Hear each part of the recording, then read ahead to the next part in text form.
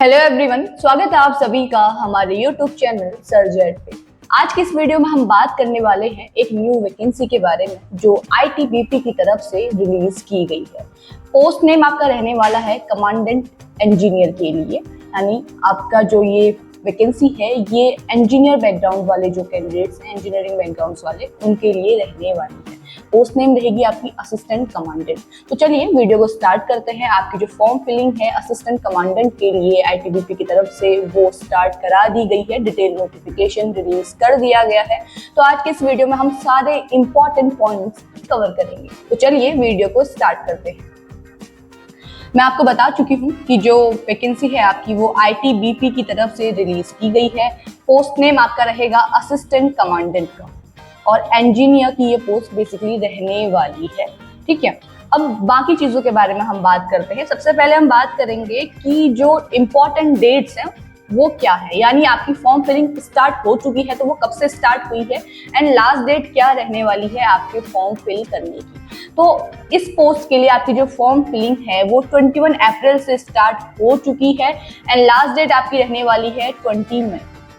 तो 20 मई से पहले जो भी कैंडिडेट्स आईटीबीपी में असिस्टेंट कमांडेंट के लिए अप्लाई करना चाहते हैं वो अप्लाई कर सकते हैं। ये रही आपकी ऑफिशियल वेबसाइट जिस पे आपको फॉर्म फिल करना है। अगर बात करें नंबर ऑफ वैकेंसीज की तो असिस्टेंट कमांडेंट इंजीनियर के लिए यहाँ पे टोटल 6 वैकेंसी रिलीज की गई हैं, जो यहाँ पे आपको कैटेगरी वाइज दिख जाएंगी। हर कैटेगरी के अकॉर्डिंग यहाँ पे वैकेंसी दी हुई है। टोटल आपकी 6 वैकेंसी यहाँ पे रहेंगी। अब बाकी चीजों के बारे में बात करेंगे। सबसे पहला पॉइंट है आपका यहाँ पे बेसिक पे जो आपका कितना रहता है। तो यहाँ पे जो आपकी जो जॉब है वो लेवल 10 की रहने वाली है। बेसिक पे अगर हम बात करें तो 56,100 से 1,77,500 तक आपका ये पे रहने वाला है। ये आपका पे स्केल रहेगा असिस्टेंट कमांडेंट के लिए। साथ ही में आपको बहुत सारे यहाँ पे अलाउंस भी दिए जाएंगे जिसकी डिटेल लिस्ट आपकी यहाँ पे दी हुई है। अब बात करते हैं आपकी एलिजिबिलिटी कंडीशंस की, जिसमें पहली है आपकी एजुकेशनल क्वालिफिकेशन। तो यहाँ पे जो एजुकेशनल क्वालिफिकेशन आपसे मांगी गई है वो मांगी गई है कि आपका बैचलर कंप्लीट होना चाहिए इन सिविल इंजीनियरिंग। ठीक है, आपके पास डिग्री होनी चाहिए बैचलर की इन सिविल इंजीनियरिंग। और जो कैंडिडेट्स अभी अपेयरिंग वाले हैं, यानी जो फाइनल ईयर में है अपनी सिविल इंजीनियरिंग की डिग्री के, वो भी इस पोस्ट के लिए अप्लाई कर सकते हैं। लेकिन अगर आप सेलेक्ट हो जाते हैं, आपका पीएससी पीईटी क्वालिफाई हो जाता है, तो आप सभी कैंडिडेट्स का जब इंटरव्यू होगा तो वहां पे आपके पास जो डॉक्यूमेंट है, जो रिजल्ट है वो होना चाहिए। उस वक्त आपके पास रिजल्ट होना चाहिए। लेकिन अभी आप अपेयरिंग वाले भी इसके लिए अप्लाई कर सकते हैं। तो जिनका क्वालिफाई हो चुका, जिनका बैचलर कंप्लीट हो चुका है वो तो कर ही सकते हैं, साथ ही में अपेयरिंग वाले भी इस पोस्ट के लिए अप्लाई कर सकते हैं। अब आपके एज क्राइटेरिया की हम यहाँ पे बात करेंगे। तो यहाँ पे आपकी जो अपर एज दी गई है और वो अपर एज है आपकी 30 ईयर्स। ठीक है, 30 साल दी गई है आपकी अपर एज। और साथ ही में आपको यहाँ पे एज रिलैक्सेशन भी दिया गया है। यहाँ पे SC ST वाले कैंडिडेट्स के लिए 5 इयर्स का, OBC वाले कैंडिडेट्स के लिए 3 इयर्स का एंड जो सिविलियन सेंट्रल गवर्नमेंट सर्वेंट्स हैं उनके लिए यहाँ पे 5 इयर्स का जो है वो एज रिलैक्सेशन दिया गया है। ये आप अगर आपकी जो एज है वो 30 प्लस हो चुकी है और जो कैटेगरी अभी मैंने आपको बताई, इन कैटेगरी से आप बिलोंग करते हैं, तो आप यहाँ पे एज रिलैक्सेशन का फायदा उठा सकते हैं। उसके बाद यहाँ पे कुछ स्टैंडर्ड्स दिए हुए हैं, कुछ क्राइटेरिया रखा गया है PST एंड PET के लिए। तो ये PST के लिए रहेगा मेल एंड फीमेल दोनों के लिए। आपकी हाइट कितनी होगी, आपकी चेस्ट कितना होगी वहाँ पे, और आपका यहाँ पे वेट कितना होगा, वो सारी चीजें यहाँ पे दी हुई है। ये मेल और फीमेल दोनों कैंडिडेट्स के लिए यहाँ पे दिया हुआ है, हाइट, चेस्ट एंड वेट। उस हिसाब से आप देख लें कि आप इस पैमाने में यहाँ पे फिट बैठते हैं या फिर नहीं। साथ ही में यहाँ पे मेडिकल स्टैंडर्ड्स भी दिए हुए हैं मेल एंड फीमेल कैंडिडेट्स के लिए, क्योंकि इस पोस्ट के लिए आपका मेडिकल भी होना है, तो वो स्टैंडर्ड्स भी यहाँ पे आपके दिए हुए हैं। अब बात करेंगे यहाँ पे, ये आपका जो दिया हुआ है ये पॉइंट है, 5th पॉइंट रहने वाला है कि आपको कैसे कैसे अप्लाई करना है। तो इस पूरे के अंतर्गत आपको बताया गया है कि आपको इस पोस्ट के लिए कैसे कैसे अप्लाई करना है। फीस की अगर हम बात करें तो यहाँ पे 400 रुपये आपकी फीस रखी गई है। ठीक है, वो उन्हीं कैंडिडेट्स के लिए हैं जो यहाँ पे जनरल, OBC और EWS के मेल कैंडिडेट्स। उसके अलावा जो SC वाले कैंडिडेट्स हैं, ST वाले हैं, एक्स सर्विसमैन हैं एंड जो फीमेल कैंडिडेट्स हैं फ्रॉम ऑल कैटेगरीज, उनको यहाँ पे कोई भी फीस पे नहीं करनी है। तो 400 जो फीस आपकी रखी गई है वो general mail, OBC male and EWS male candidates के लिए ही यहाँ पे रखी गई है। बाकी कैंडिडेट्स को यहाँ पे फीस पे नहीं करनी है। अब बात करते हैं सबसे इम्पोर्टेंट पॉइंट की, जो आपका रहने वाला है सिलेक्शन प्रोसेस की, कैसे कैसे आप इस पोस्ट के लिए यहाँ पे सिलेक्ट होंगे। तो अगर सिलेक्शन प्रोसेस की हम यहाँ पे बात करें तो आपका पहले PSTN PET यहाँ पे होने वाला है एंड उससे पहले आपका यहाँ पे बायोमेट्रिक जो होगी वो यहाँ पे होगा। उसके बाद आपका PSTN PET यहाँ पे होगा। जो PSTN PET के लिए जो स्टैंडर्ड्स यहाँ पे दिए हैं, जो क्राइटेरिया दिया हुआ है, वो ऊपर भी मैं आपके साथ डिस्कस कर चुकी हूँ। ये आपका PST का यहाँ पे क्राइटेरिया है एंड ये PET का यहाँ पे क्राइटेरिया है। PET के अंदर आपको दिया गया है कि आपको रेस कितनी करनी है, जंप कितना करना है, वो सारी चीजें यहाँ पे दी हुई है।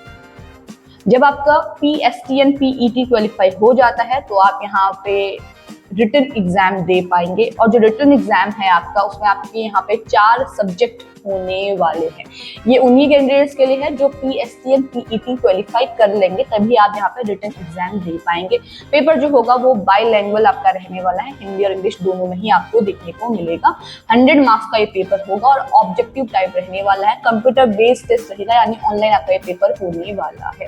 अब बात करें सब्जेक्ट की, तो पहला सब्जेक्ट आपका है जनरल अवेयरनेस, जिसके 25 क्वेश्चंस आने वाले हैं एंड 25 मार्क्स के रहेंगे, यानी एक क्वेश्चन आपका 1 मार्क्स का रहने वाला है। उसके बाद रीजनिंग जो है वो भी बाइलैंग्वेज होगी, न्यूमेरिकल एप्टीट्यूड बाइलैंग्वेज एंड जो जनरल इंग्लिश है ये आपका सिर्फ इंग्लिश की लैंग्वेज है, तो लैंग्वेज आपको सिर्फ लैंग्वेज में ही देखने को मिलेगी, यानी ये आपका बाइलैंग्वेज नहीं होगा। बाकी जो 3 सब्जेक्ट हैं आपके वो आपको हिंदी और इंग्लिश दोनों में ही देखने को मिल जाएंगे। टाइम की अगर हम बात करें तो 2 घंटे का टाइम आपको दिया जाएगा।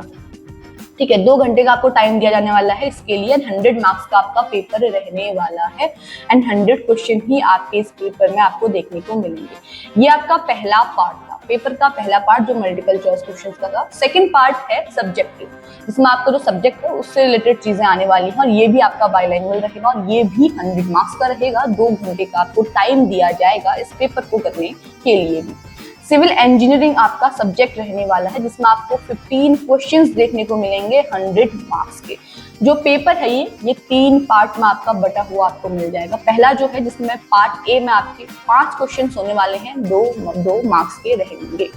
पार्ट बी में भी 5 क्वेश्चंस होंगे और जो 8 मार्क्स के रहेंगे। पार्ट सी में भी 5 क्वेश्चंस होंगे, लेकिन वो यहाँ पे 10-10 मार्क्स के रहने वाले हैं। तो ये आपका सेकंड पेपर होने वाला है जो पूरा सब्जेक्टिव रहेगा, और जो पहला पेपर है वो आपका नॉर्मल पेपर रहने वाला है जो आपका मल्टीपल चॉइस होगा। ये भी आपका CBT होने वाला है।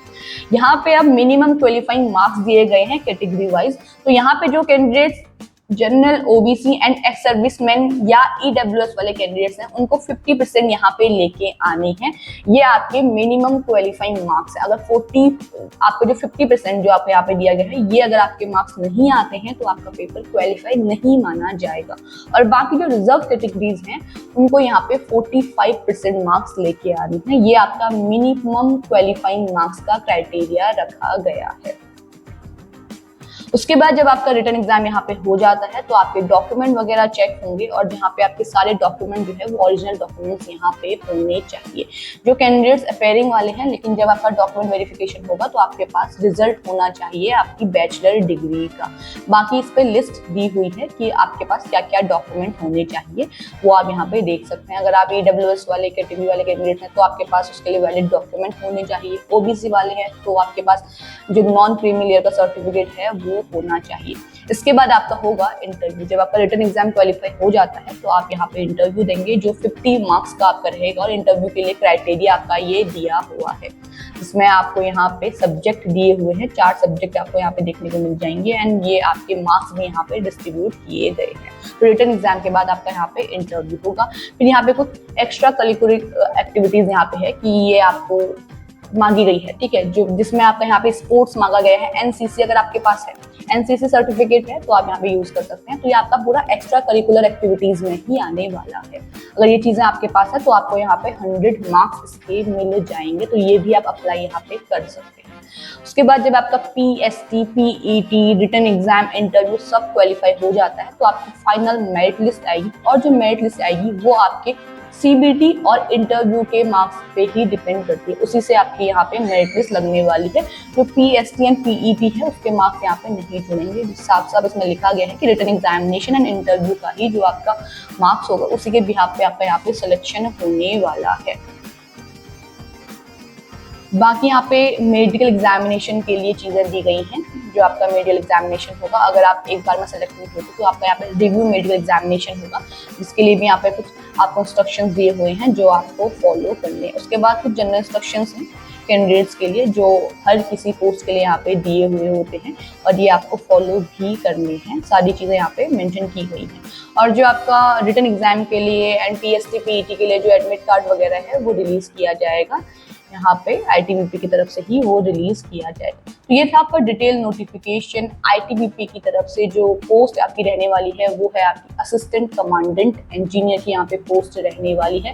एग्जाम कब होगा, बाकी चीज़ें कब होंगी, उसकी डेट यहाँ पे बाद में रिलीज की जाएगी। फिलहाल आपकी यहाँ पे एप्लीकेशन फॉर्म की फिलिंग स्टार्ट हो चुकी है। 20 मई आपकी लास्ट डेट रहने वाली है।